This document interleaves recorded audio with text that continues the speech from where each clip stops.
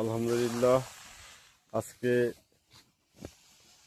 গত রাত্রে বৃষ্টি হয়েছে, যে জন্য আমরা সার দেওয়ার জন্য আসছি তানভীর ডেইরি অ্যান্ড এগ্রোতে।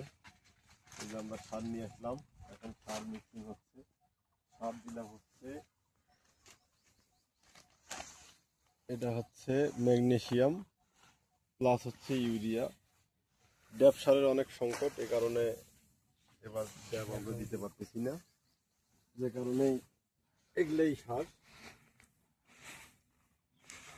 এবার আগাম বৃষ্টির কারণে এলাকা ভুট্টা এবং যে কোনো আবাদেরই অনেক ব্যাপক ক্ষতি হয়েছে, কারণ প্রচুর বৃষ্টি।